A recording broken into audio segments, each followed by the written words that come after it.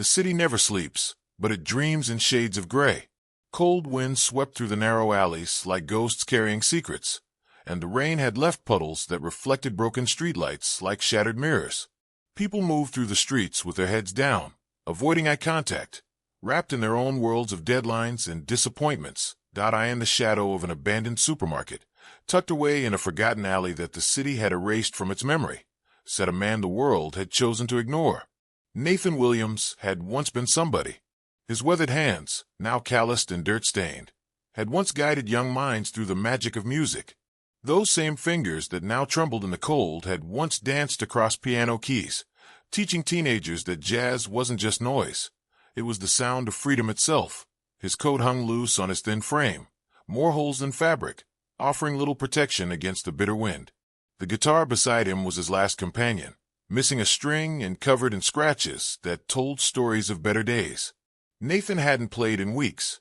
The music had slowly died inside him, note by note, until only silence remained. But Nathan remembered when a small classroom at Roosevelt High buzzed with energy. Students who had never touched an instrument discovered they had rhythm in their souls. Maria, the shy girl from the back row, found her voice through blues vocals. Tommy, the troublemaker, channeled his anger into powerful drum beats. They had performed at the spring concert, their music filling the auditorium with joy and pride. Then came the budget cuts. The school board met on a Tuesday night in March. Nathan sat in the audience, watching as they discussed his program, like it was just numbers on a spreadsheet. The arts program will be discontinued, the chairman announced. We need to focus on core subjects. Nathan stood up to speak, his voice cracking as he pleaded for his students. But the decision was already made. The music room would become storage space. His marriage crumbled next. Sarah had been patient for years, watching him chase dreams of keeping music alive in young hearts. But when the unemployment stretched into months, when the bills piled up like autumn leaves, she packed her bags. You're living in the past, Nathan, she said, tears in her eyes. I can't follow you there anymore. The drinking started slowly. Just a beer to numb the sting of rejection letters. Then wine with dinner became wine instead of dinner. The part-time jobs disappeared when he showed up smelling like yesterday's mistakes. The apartment followed, then the car, then everything except the guitar and the clothes on his back. Now Nathan sat in his alley, invisible to a world that had moved on without him. Occasionally, someone would drop a coin into his guitar case, but most people looked through him like he was made of smoke. He had become a ghost haunting his own life. The evening grew darker as storm clouds gathered overhead. Nathan pulled his thin coat tighter and closed his eyes, letting memories wash over him like rain. He could still hear his students' laughter during rehearsal, still see their faces light up when they nailed a difficult piece. Those memories were all he had left of the man he used to be. Thunder rumbled in the distance, and the first drops of rain began to fall. Nathan didn't move. He had nowhere else to go, nothing else to lose. The city had forgotten him completely, and sometimes he wondered if he had imagined his previous life entirely. Had there really been students who looked up to him? Had there really been concerts and applause? Or was it all just the fantasy of a broken man trying to make sense of how far he had fallen? As the rain began to fall harder, Nathan wrapped his arms around his guitar. It was the only proof that his past had been real. Every scratch, every worn fret, every loose tuning peg told the story of songs played and dreams shared. Even broken and missing strings, it was still beautiful to him. The alley grew darker as night settled over the city. Streetlights flickered to life, casting long shadows that danced on wet pavement. In a few hours, the morning rush would begin again.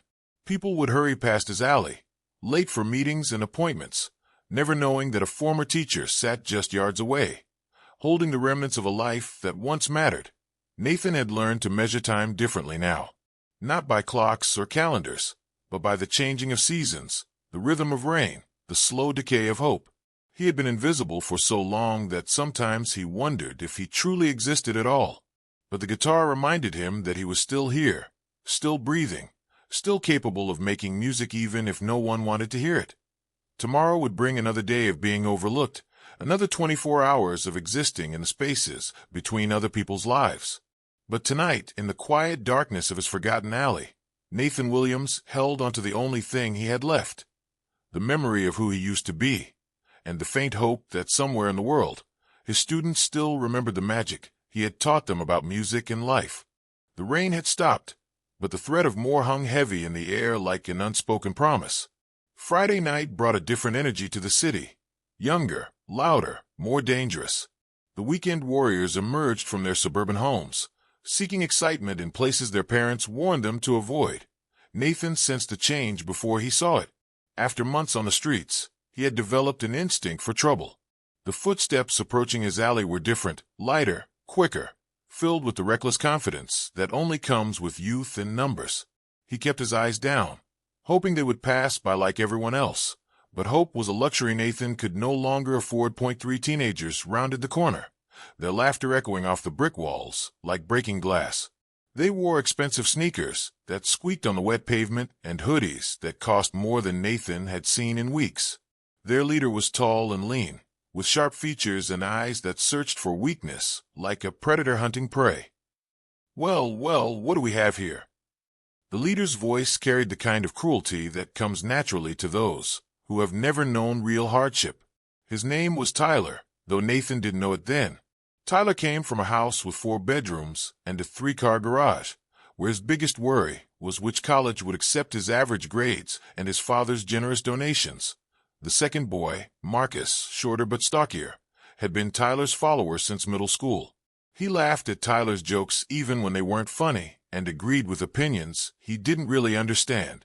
Marcus lived in Tyler's shadow, grateful for the protection that friendship provided in the cruel ecosystem of teenage social hierarchies. The third was Danny, the youngest at 16, still trying to prove he belonged with the older boys.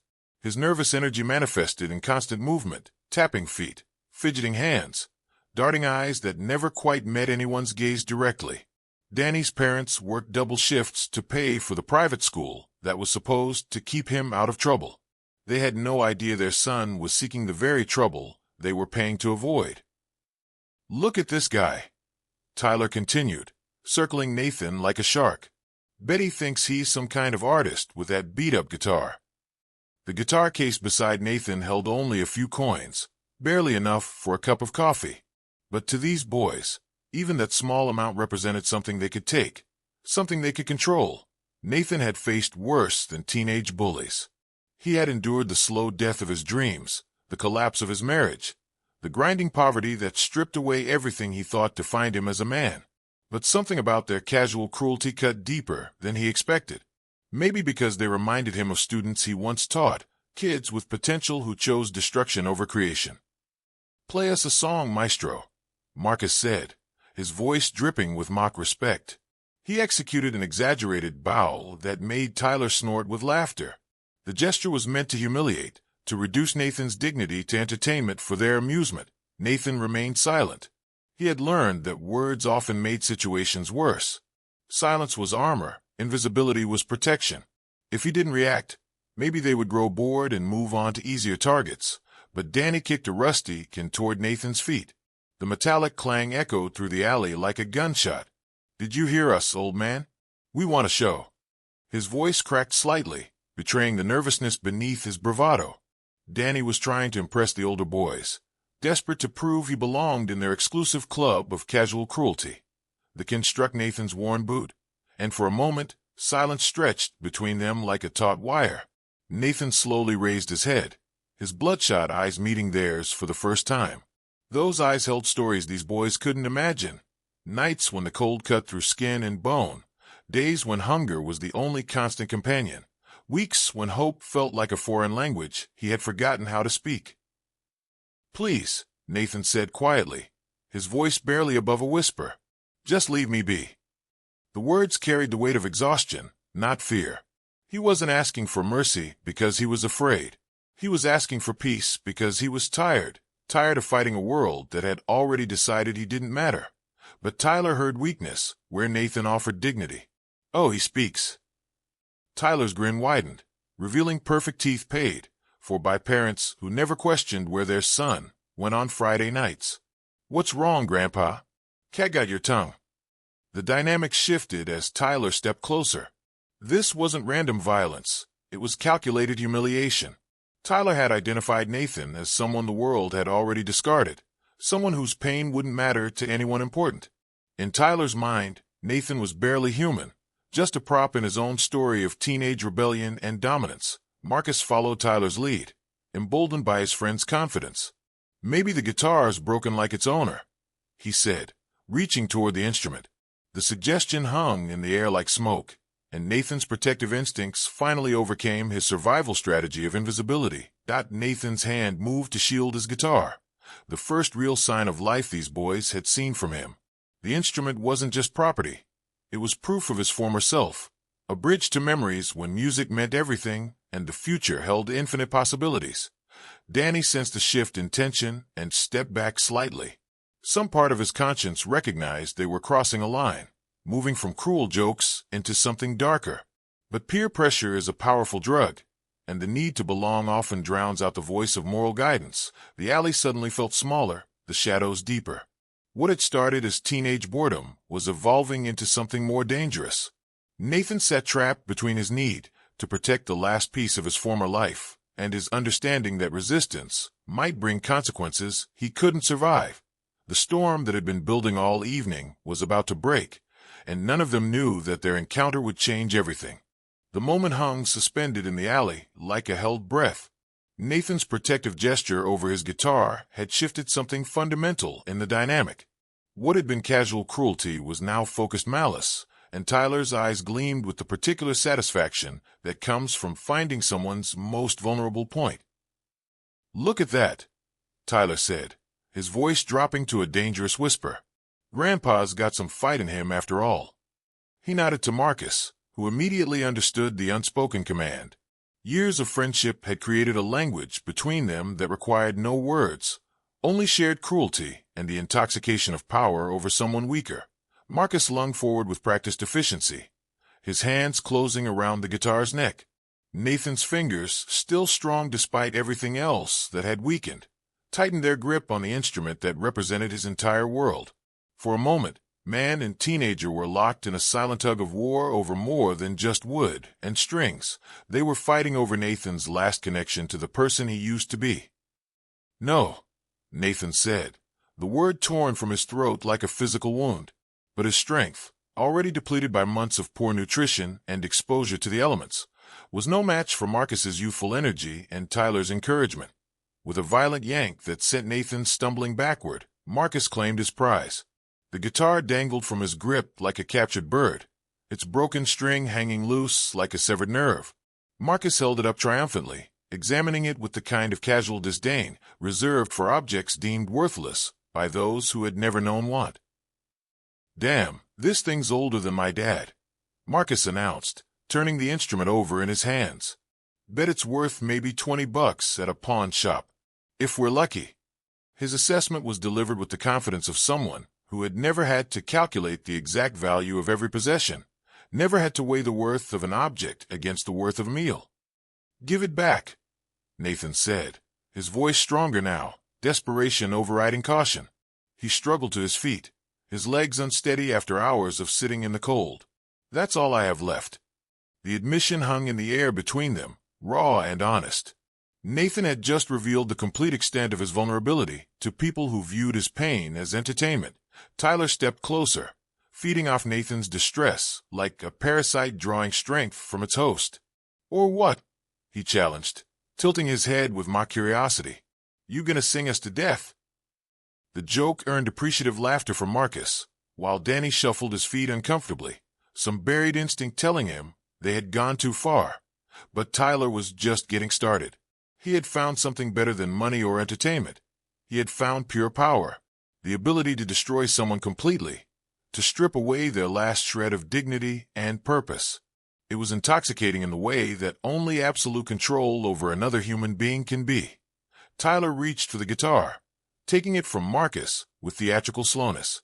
He held it by the neck, letting its body swing dangerously close to the brick wall. "You know what I think," he said conversationally, as if discussing the weather. "I think this piece of junk is what's keeping you down. Maybe I'd be doing you a favor by putting it out of its misery." Nathan's chest tightened as he watched his tormentor toy with the destruction of his most precious possession.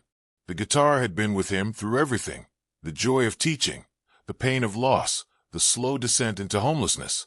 It had been companion and confessor, the only witness to melodies that poured from his heart when words failed him completely. "Don't," Nathan whispered, the word carrying the weight of every prayer he had ever offered to an indifferent universe. "Please don't."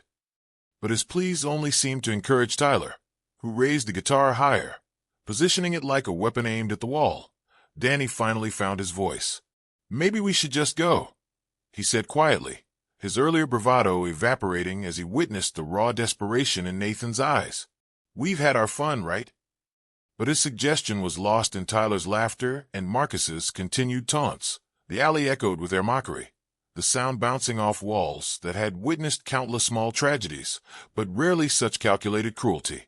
Nathan stood frozen, watching his tormentors decide the fate of the only thing in the world that still connected him to his former self. Tyler's arm drew back, muscles tensing for the swing that would shatter more than just wood and wire. In that moment, Nathan saw his entire life reduced to this single point of destruction. The students he had taught, the music he had created, the man he had once been, all of it would die with the guitar against the brick wall. The night air seemed to thicken around them, charged with the electricity of impending violence. Tyler's grin widened as he prepared to deliver the final, devastating blow that would strip Nathan of his last vestige of human dignity. The moment stretched out like a guitar string wound too tight, ready to snap under the pressure. But just as Tyler's arm began its downward arc, another sound cut through the night, like a blade through silk. Footsteps.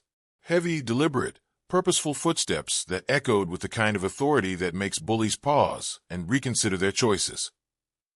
"Put it down. Now." The voice came from the darkness at the end of the alley, deep and commanding. It carried no trace of anger or excitement, just the cold certainty of someone who had seen enough violence to know exactly how it ended. The three teenagers froze mid-motion, their heads turning in unison toward the source of the interruption. A figure emerged from the shadows, and even in the dim light, his presence filled the entire space.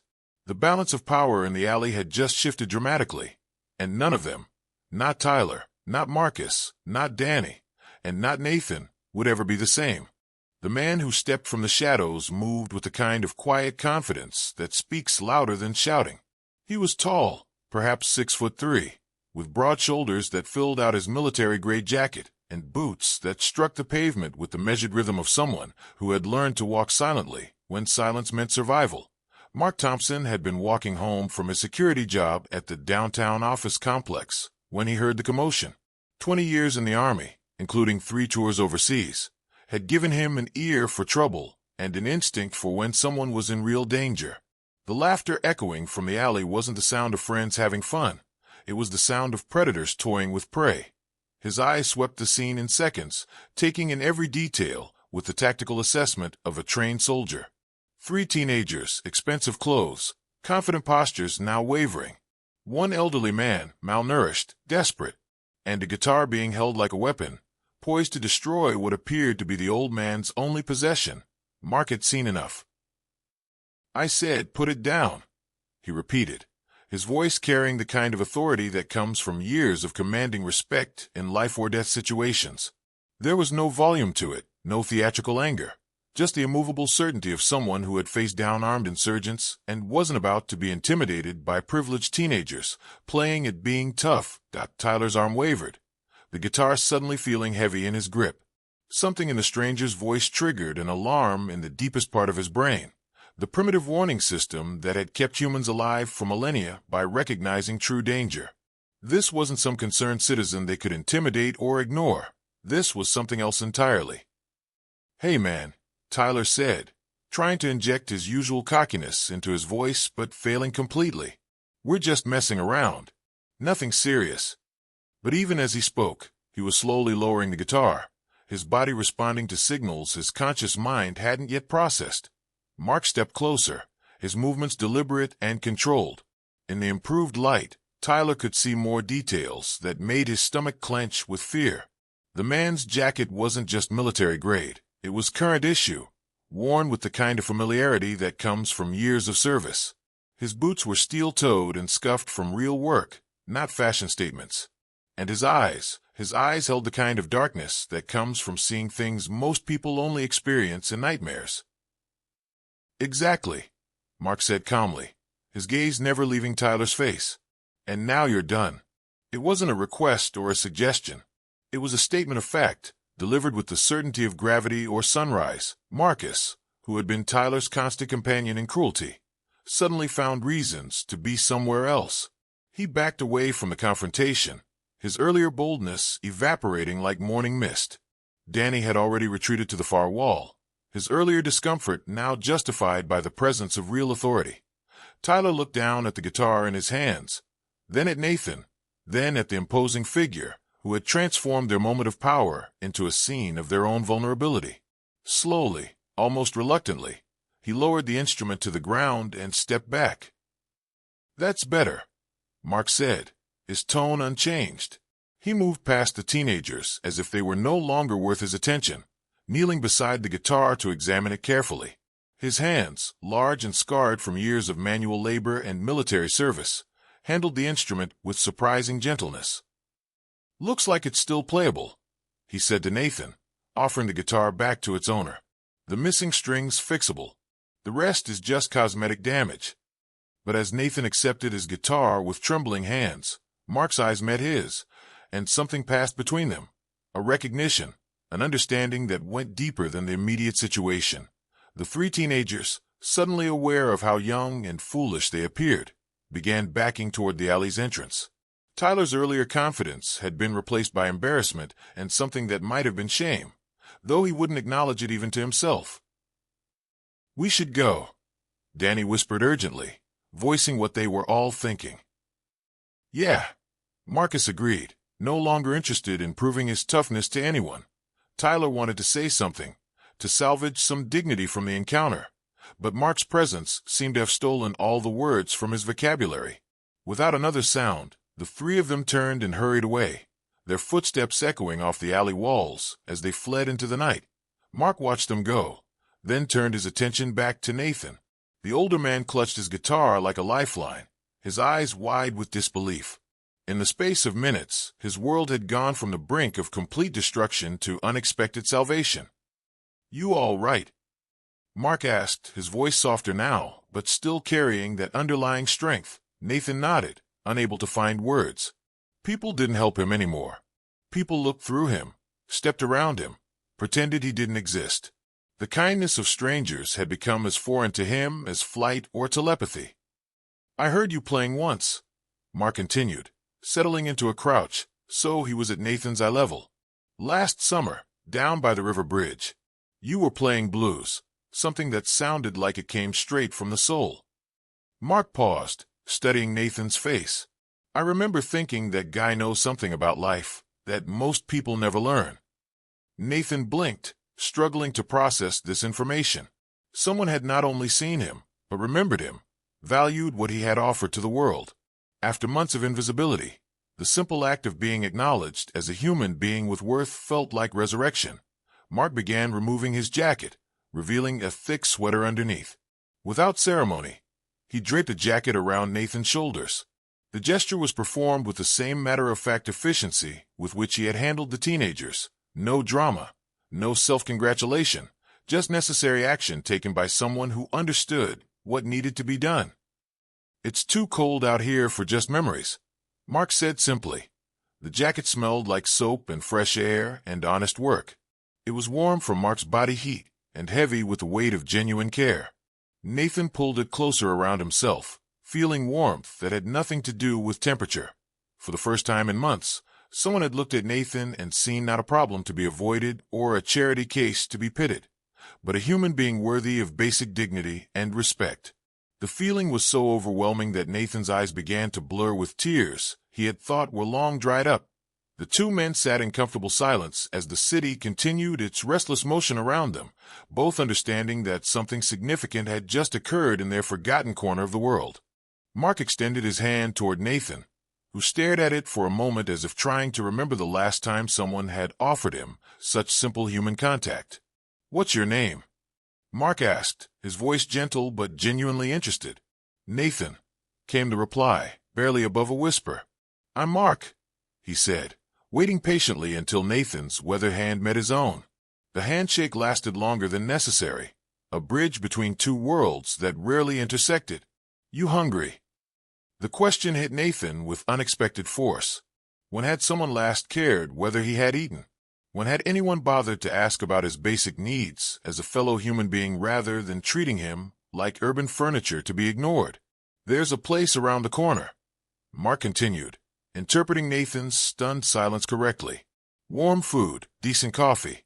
Let me buy you a meal. Not because I feel sorry for you, but because I'd like to." The distinction mattered more than Mark probably realized. Pity was just another form of dismissal, but respect was something Nathan had almost forgotten existed. Together they walked to Mel's Diner, a 24-hour establishment that served truckers, night shift workers, and insomniacs who needed somewhere to exist between midnight and dawn. The bell above the door announced their arrival with a cheerful jingle that seemed almost too optimistic for the gray world outside. Nathan hesitated at the threshold, suddenly aware of how he must look, unwashed, wearing clothes that had seen too many nights on hard ground, carrying a battered guitar like some broken troubadour from a sad song. But Mark's gentle pressure at his elbow guided him inside, past the curious glances of other late-night diners. They settled into a red vinyl booth near the back, and Nathan found himself staring at a real menu with real choices. The simple act of ordering chicken noodle soup felt like participating in normal life again, like being treated as someone whose preferences mattered. Over steaming bowls and hot coffee, Nathan's story emerged in fragments. He spoke of teaching jazz to teenagers who discovered they had music in their souls. He described the budget cuts that ended his career and the slow unraveling that followed. Mark listened without judgment, occasionally asking questions that showed he was truly hearing every word. "My brother Derek came back from Iraq different," Mark shared in return. "Nightmares, rage, couldn't hold down work. Family didn't know how to help. One day he just disappeared. Found out later he was living under a bridge 3 counties over. Died of pneumonia in a shelter before I could find him." Mark's voice remained steady, but Nathan could see the pain behind his eyes. "I promised myself I'd never look away again." The conversation wove between their past and present, creating understanding between two men who had learned about loss from different angles. When Mark pulled out a folded piece of paper with information about a community center's open mic night, Nathan's first instinct was to refuse. "I'm not ready," Nathan said, but Mark's response cut through his fear like sunlight through clouds. "Nobody ever is," Mark replied, "but maybe it's worth trying. If nothing else, you'll play music and people will listen." 3 days later, Mark returned with new guitar strings and patient hands to help restring the instrument. Nathan's fingers remembered their purpose as the guitar came back to life under their combined efforts. When he finally strummed that first full chord, the sound filled the alley like a prayer answered. Friday evening arrived with surprising speed. Nathan stood outside the community center, Mark beside him. Both men understanding this was more than just an open mic night. This was Nathan's chance to rejoin the world of the living, to transform from invisible ghost back into a human being with something valuable to offer. The center buzzed with quiet energy. Other performers waited their turn. Young poets, aspiring singers, musicians testing new songs. Nathan fit in better than he had expected.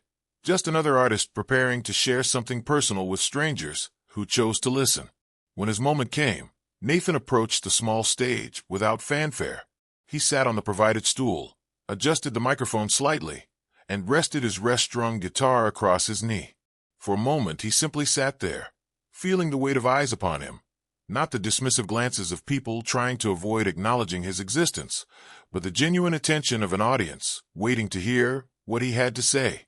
He began with a slow blues progression, his fingers finding their old confidence on the frets. The melody emerged from years of accumulated pain and recent hope, carrying the story of a man who had lost everything and found himself again in the kindness of a stranger. He played without words, letting the music speak the emotions that language couldn't capture. The room grew quiet in the way that only happens when people recognize they're witnessing something genuine. This wasn't performance, it was testimony.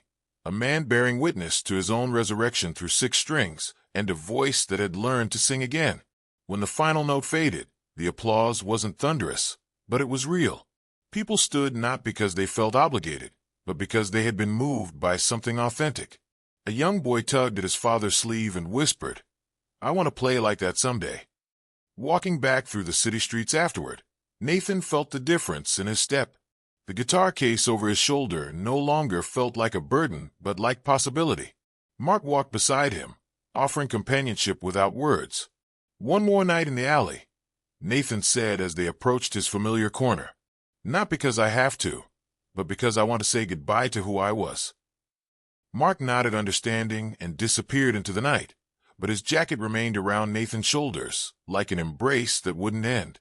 Nathan sat in his alley one final time, but now he played for joy rather than survival.